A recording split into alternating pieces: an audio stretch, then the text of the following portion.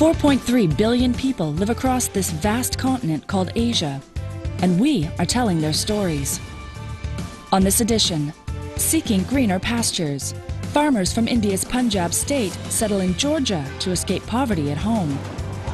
On guard, meet India's traditional wrestlers who work as bouncers safeguarding the capital's nightlife. And full-time housewives. Why some mothers in China are leaving their jobs and choosing to stay at home. I'm Natalie Carney, and this is Assignment Asia.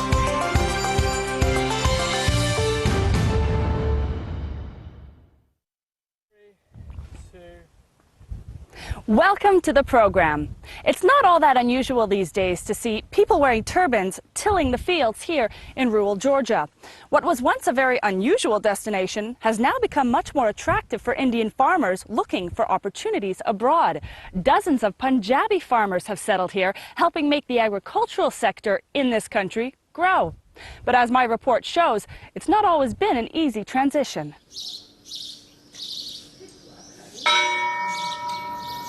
It's the first day of Easter, a time for celebration in this devoutly Christian country which lies at the crossroads of Asia and Europe. Traditional Christian artifacts line the streets for the occasion. Yet in between the historic buildings and cobblestone streets is what seems to be another world. This is the small town of Signagi in rural eastern Georgia, a fairy tale environment really, and not one you would expect to find a community of Sikh farmers. But that's exactly what exists just a mile into the valley. The lush landscape of Georgia's vast Alazani Valley, overlooked by the majestic Caucasus Mountains in the Kahiri region, is an ideal place for farming. Georgian farmers have been tilling these lands for centuries, but in the last 5 years, an increasing number of migrants from South Asia have come to cultivate them as well, farmers from India's Punjab state.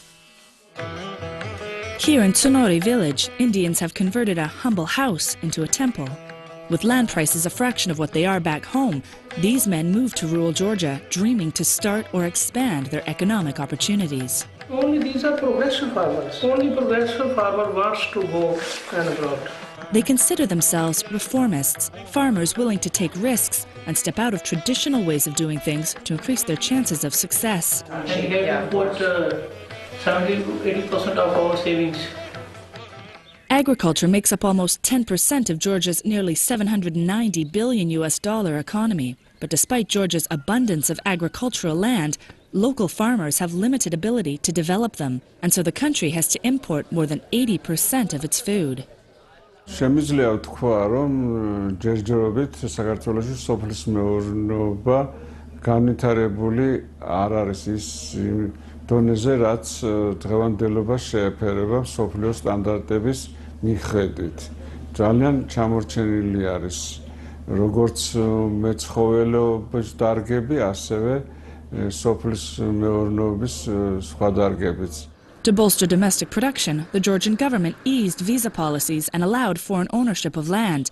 It also cut taxes and slashed regulations for permits and licenses. An aggressive campaign followed, luring those with money and agricultural know-how abroad to move to Georgia. The campaign targeted several countries, especially India, where more than half of the population is into agriculture. Suddenly, agents promoting land in Georgia began appearing on Indian TV. In the whole world, everybody knows that Punjab, our state, is popular for agriculture business and farmers. 26-year-old Ravneet Khan, along with his mother and father, were among the estimated 2,000 Indians who made the move. ਇੱਥੇ India ਨਾਲੋਂ ਸਾਰੇ ਕਾਸੇ ਨਾਲੋਂ ਇੱਥੇ ਰਹਿਣ ਦਾ living of standard ਵਧੀਆ, nature ਵਧੀਆ, ਸਭ ਕੁਝ ਵਧੀਆ ਇੱਥੇ, ਹਵਾ ਵਧੀਆ, air good, too much oxygen ਹੈ, ਸਭ ਕੁਝ ਵਧੀਆ ਇੱਥੇ ਠੀਕ ਆ.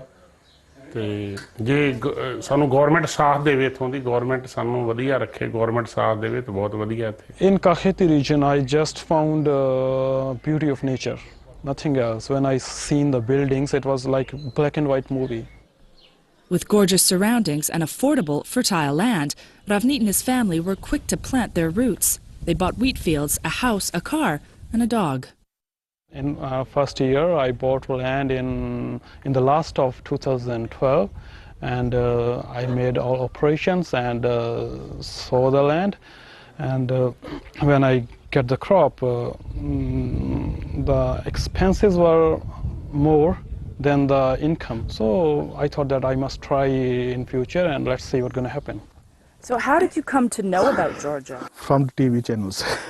Yadwinder moved to Georgia in 2012, but unlike most Indian farmers here who would opt for traditional wheat or cornfields, Yadwinder bought vineyards. We have grapes, black grapes here. It's called Safed in Georgian. And is that a popular grape in the country? Yes, it's very popular grapes in the country because it's very expensive, more than white grapes. They are giving good money. Everybody said these grapes are very good here. So we choose these things. So Yadwinder took the leap into a crop he had no previous experience with. Yadwinder says he would get a profitable return on his harvest back in India, but with only 1 hectare of land, that profit was relatively limited.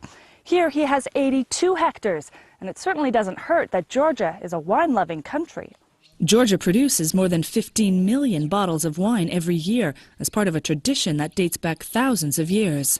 How has the season been for you? Has it been a productive year? Yes, first time when we work here, in the first 2 years, we got good money. But last year have some problem with the government. That time we have got less than that. Gurpreet Singh was one of the first Indians to move to Georgia. For the last 6 years, he's been managing nearly 130 hectares of land for a company back in India. ਅਸੀਂ ਹਜੇ ਤਾਂ challenge ਦੀ ਨਹੀਂ ਗੱਲ ਕਰਦੇ but ਅਸੀਂ ਜੇ ਇੱਥੇ ਸਾਡੇ ਨਾਲ ਮੌਸਮ ਦਾ ਸਾਨੂੰ ਵਧੀਆ ਸਾਥ ਦੇ ਗਿਆ ਤੇ ਅਸੀਂ ਇੱਥੇ ਵਧੀਆ ਖੇਤੀ ਕਰਕੇ ਵਿਖਾਵਾਂਗੇ ਕਿਉਂਕਿ ਉੱਥੇ ਵਧੀਆ ਖੇਤੀ ਅਸੀਂ ਕਰ ਰਹੇ ਹਾਂ ਇੰਡੀਆ ਦੇ ਵਿੱਚ ਪੰਜਾਬ ਦੇ ਵਿੱਚ ਇੱਥੇ ਵੀ ਮਹਾਰਾਜ ਦੀ ਕਿਰਪਾ ਨਾਲ ਵਧੀਆ ਖੇਤੀ ਹੋਊਗੀ ਆਉਣ ਵਾਲੇ ਸਮੇਂ ਦੇ ਵਿੱਚ The influx of foreign farmers came as a shock to many locals. Worried about the migrants' impact on their livelihood, some took to the streets.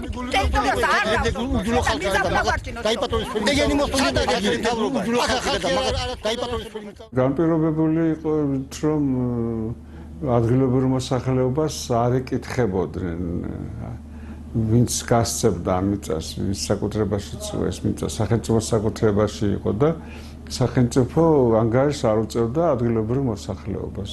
შიში ჰქონდათ მიწის წარსულს და რაღაც თავისებური. In 2013, a new government changed progressive land and visa regulations, suspending the sale of agricultural land to foreigners. 90% of people who apply for visa, they were rejected. The reason was security purpose of the country. ਜਦੋਂ ਵੀਜ਼ੇ ਨਹੀਂ ਮਿਲ ਰਹੇ ਸੀ ਪਹਿਲਾਂ ਉਦੋਂ ਸਾਨੂੰ ਪਤਾ ਲੱਗਿਆ ਵੀ ਉਦੋਂ ਹੁੰਦਾ ਸੀ ਮਨ 'ਚ ਵੀ ਜਿਹਦੇ ਵੀਜ਼ੇ ਨਹੀਂ ਮਿਲਦੇ ਅਸੀਂ ਜ਼ਮੀਨ ਖਰੀਦ ਕੇ ਗਲਤੀ ਕੀਤੀ ਹੈ ਘਰ ਖਰੀਦ ਕੇ ਗਲਤੀ ਕੀਤੀ ਹੈ ਇੱਥੇ ਇਹ ਗਵਰਨਮੈਂਟ ਵੀਜ਼ੇ ਨਹੀਂ ਦੇ ਰਹੀ More than 50 families gave up and returned to India. Visa regulations have since been eased again, yet concerns among some local farmers remains.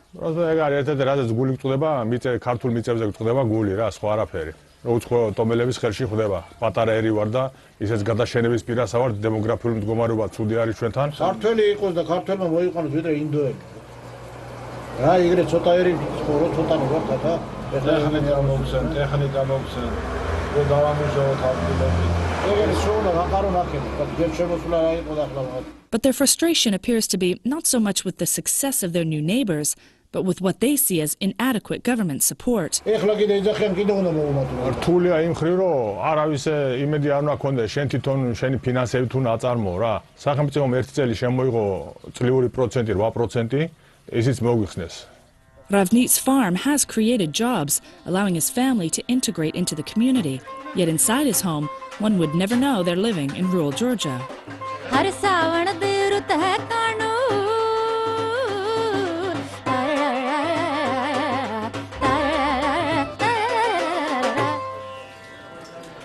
The Kang family has become quite well known in the community.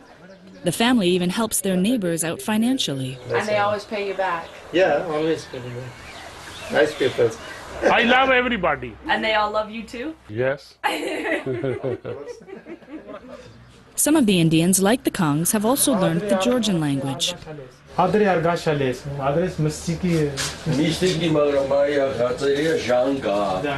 The number of Indians taking their chances in Georgia has slowed, but it's certainly not stopped. Satinder Singh Chanratwat has just arrived from Rajasthan. The Kangs took him to see their fields. इसमें पानी का क्या साधन है यहाँ पर पानी वैसे तो साधन तो है लेकिन कई ज़मीनों में है, कईयों में नहीं है। लेकिन ज़्यादातर लोग अभी तक जो करते हैं खेती वो नेचर पे डिपेंड ही करते हैं। With the opportunity to buy in Georgia 5 times the land he could in India, Satinder is excited about the possibilities for him in the country. नहीं, जॉर्जिया वेरी ब्यूटीफुल। जॉर्जिया बहुत ही अच्छा और सुंदर लग रहा है और उम्मीद है और 101% उम्मीद लेके चल रहे हैं कि हम भी यहीं पे आ जाएं और यहीं पर लैंड खरीद लें। तो हम भी कोशिश कर रहे हैं कि भाई ऐसी कोई खेती अच्छी सी खेती करें। Local crop production by either Georgian or Indian farmers has undercut the high import costs the country pays for agricultural goods, and these savings are making their way back into the pockets of people all over the country. ਨਹੀਂ miss ਤਾਂ ਅਸੀਂ ਆਪਣੇ Indian ਤਾਂ ਕਰਦੇ ਹੀ ਰਵਾਂਗੇ, but ਹੁਣ ਇੱਥੇ ਆ ਕੇ ਹੁਣ ਇਹਨਾਂ ਵਰਗੇ ਹੀ ਅਸੀਂ ਬਣ ਗਏ ਤਕਰੀਬਨ। ਸਾਨੂੰ ਕਾਫੀ ਜ਼ਿਆਦਾ ਇਹਨਾਂ ਦਾ ਹੁਣ ਇੱਥੇ ਛੱਡ ਕੇ ਜਾਣ ਨੂੰ ਜੀ ਨਹੀਂ ਕਰਦਾ। ਹੁਣ ਸਾਨੂੰ ਆਪਣਾ ਜਿਹਾ ਲੱਗਦਾ ਇੱਥੇ। It may be unconventional, but this globalization of farming is redefining the sector and unleashing the potential this lush, picturesque country has to offer.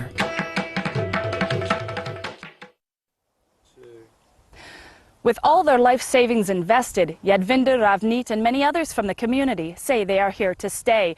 Some Indians have even met Georgian partners and started families. They say each year is getting better and better, so are optimistic about the future. Next on Assignment Asia, get to know India's wrestlers guarding New Delhi's nightlife.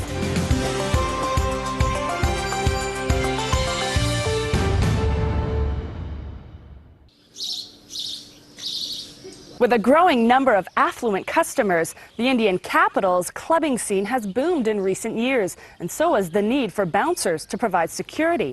Able-bodied wrestlers in some of India's villages have become the source of this manpower.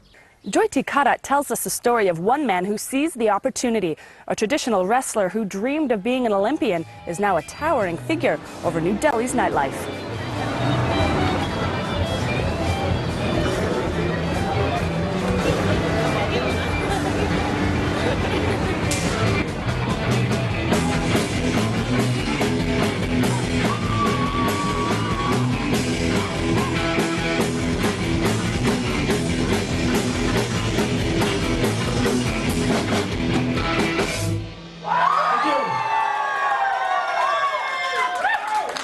The story behind the song. Some kids were busted for drinking booze in a public space back home. It's a usual weekend party at pubs in Hoskas, a popular street in New Delhi. Famous for its nightlife and notorious for its show of wealth and power. This is Manoj Kumar, a bouncer at the pub. He also owns a company that supplies bouncers to the city.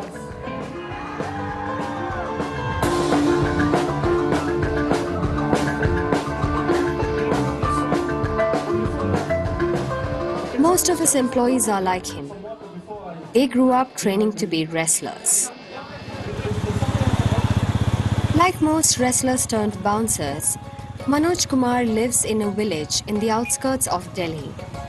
In his village Lampur, wrestling is a tradition they all grew up with.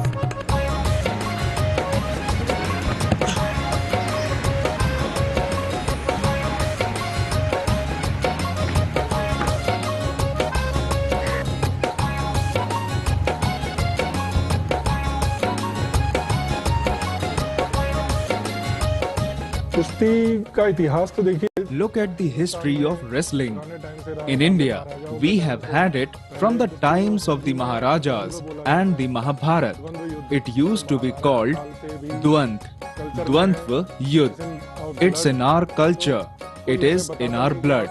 For a boy in the village, wrestling begins to play.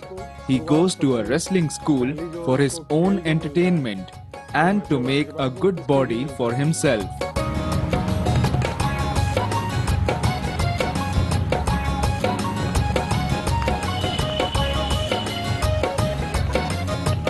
It's 5 a.m. on a Sunday, and Anand Prakash, the master wrestler at the Arya Samaj School of Wrestling in Bankner, is coaching a team of young wrestlers.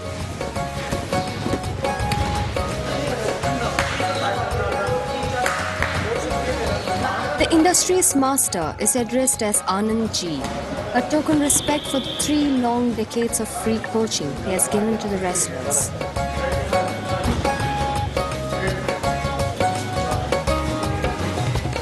हमारे गांव में प्राचीन समय से There is a craze for wrestling in our village from ancient times. My ancestors were wrestlers. My grandfather was known by the name of Lal Chand Pahalwan. He was a wrestler. His father was also a wrestler.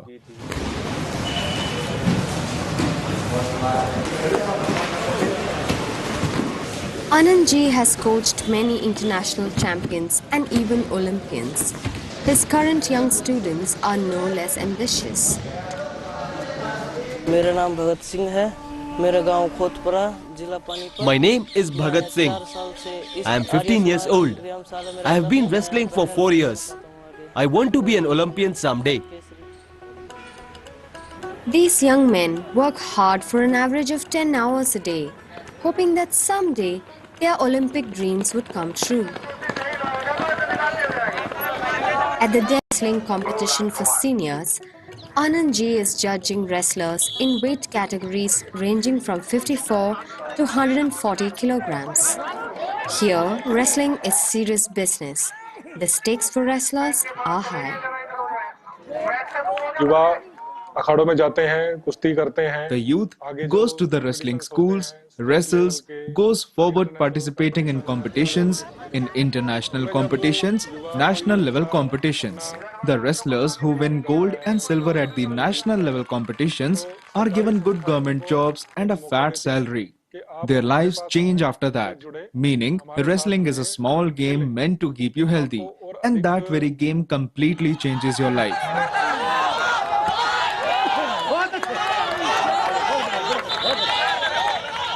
But for every winner, there are several losers.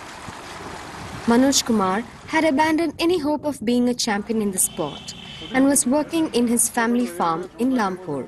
That his imposing physique and personality was well suited for Delhi's security industry. उसने मुझे कहा कि He said he goes to these events as a bouncer. He gets to be in a great ambience and be part of a world that we, villagers, could not even imagine. Come, join me, he said. So I started this work. I started a company of my own called DIG Intelligence. Now I work through my company. I do events, give security to big celebrities, big industrialists. Manoj Kumar says men from wrestling schools used to be given priority for recruitment to the Indian Army. They knew that these are strong men from the villages with a strong body and a brave heart. They do not back out on the face of danger.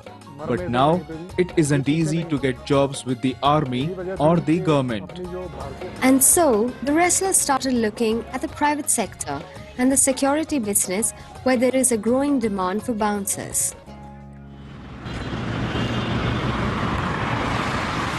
The landscape in India's National Capital Region, known as NCR, has undergone tremendous change in recent years. Many farmers had become very rich overnight by selling their land.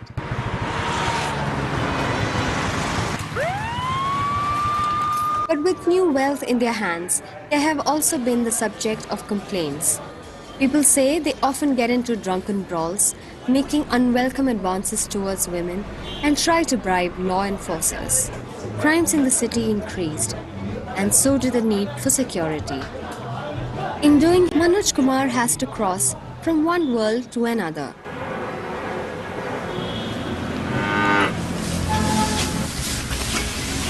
He grew up in a village where the culture is patriarchal and conservative, very different from that in the pubs.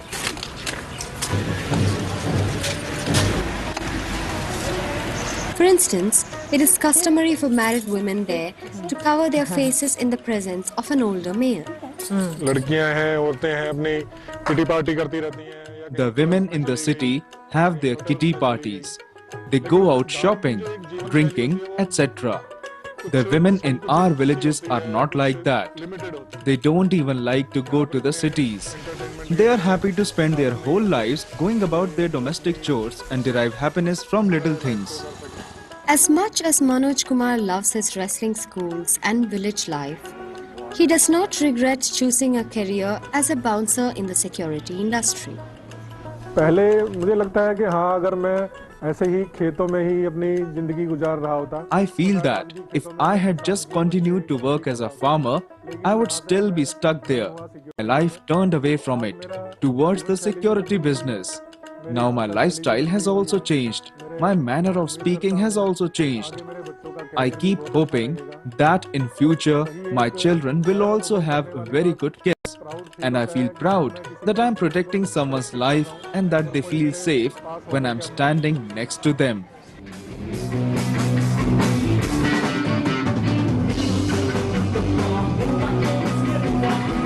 As the night rages on with more deafening music in Hoskas, Manoj Kumar shows an impressive figure standing tall over the crowd, promising to protect them from violence. But while he and others like him take pride in their new life, a few young Indian wrestlers continue to pursue their Olympic dreams, not certain if one day they too would end up protecting the wealthy in the cities. For Assignment Asia, this is Jyoti Karat, reporting from Delhi. Bouncers in New Delhi are mostly men, but Manoj Kumar's company has now begun accepting applications from females and even plans to train them in wrestling.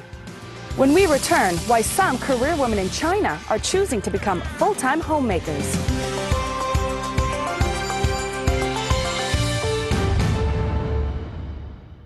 More than 2/3 of Chinese women work full-time. They come from a generation that places big importance on having a job. So much so, to stay home to rear one's child is sometimes seen as a waste of life. But some women, particularly those with children, have dared to go against that tide and have chosen to stay home to raise their families. Jennifer Bragg reports from Beijing.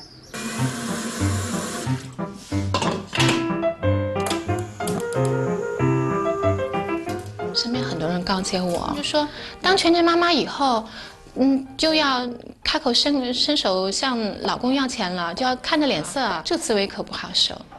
This wasn't exactly how Yang Chunlan imagined her life would turn out when she was a 20-year-old finance graduate. 起床喽！ But 2 decades later, she decided to stop working and stay home to raise her son. 做全职妈妈之前呢，我是做中粮集团新疆红花籽油在华北的总代理商，北京呢是我的主要阵地。 Handling more than 4 million yuan, or $650,000 US worth of oil sales every year, was not an easy achievement for this peasant's daughter.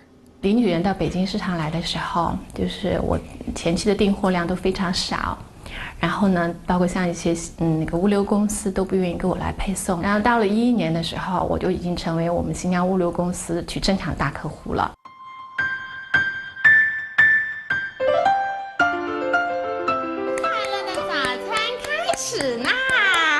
Then 3 years ago, overwhelmed by the stress at work, Yang decided to walk away.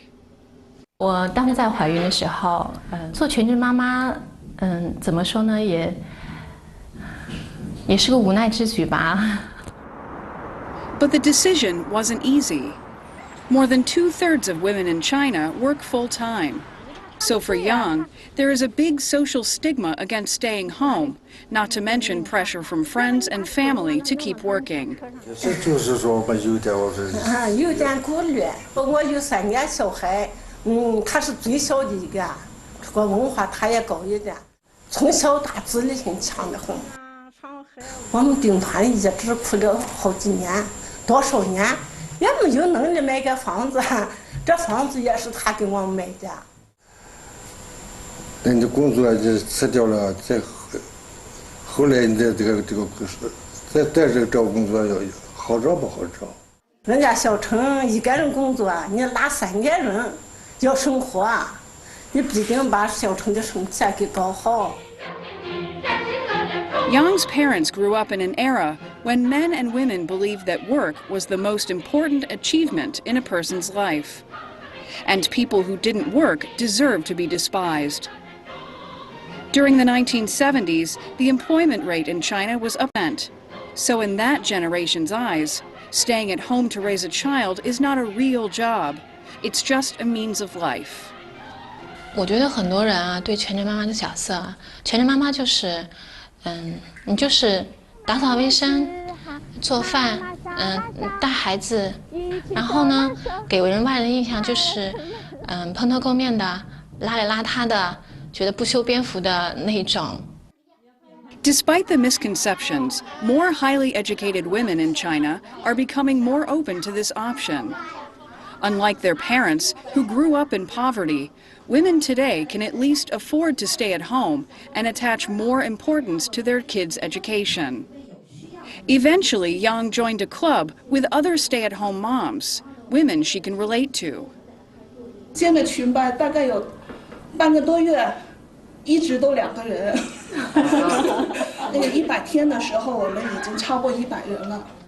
Members include a former lawyer, TV station director, and business owner. 都是为孩子，对，基本上都是因为有了孩子没有人照顾。这个大城市大部分都是要这样的，因为大城市的那个家庭的那种压力，有时候胜过于你的经济压力。我们在座的好几个妈妈都有2个孩子，那这样的话肯定是现实情况是家里的情况没有人照顾，没有人盯着的话肯定不行。 所以只能放弃自己的工作。以后就开郁闷了，就做什么事情都一个人，去哪都一个人，什么中午吃饭呐，什么逛街呀、看电影啊，我一般都不吃，都一个人。最关键是有地方倾诉了。对，大家可以一块出来聊天啊，逛街，生活慢慢就改变。Yang Chunlan's husband has also been supportive. But not everyone can understand her decision. 会跟着我们家先生去聚会的时候，然后他们就问我：“你现在在做什么工作？”我呢就说：“我是做全职妈妈。”然后对方就没有回应了。他们觉得你就是一个带孩子的，找不到和你一块共同的话题。陈子涵，作为一个女性来讲，她的身份不仅是一个女儿，不仅是一个妻子，然后呢，更重要，她现在我的身份是个妈妈。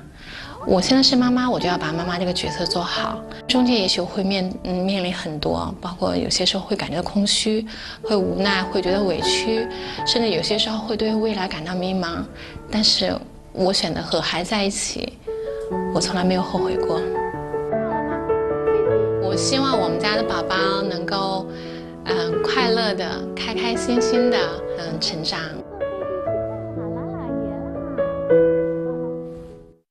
With Chinese couples now allowed to have up to 2 children, many believe Chinese mothers will now opt to stay at home and raise their families. You can learn more about all these stories from our website, www.assignment-asia.com. That's all the time we have on this week's program from the Republic of Georgia. I'm Natalie Carney. Join us again for another episode of Assignment Asia. Share your thoughts and contribute story ideas for future shows by contacting us on social media.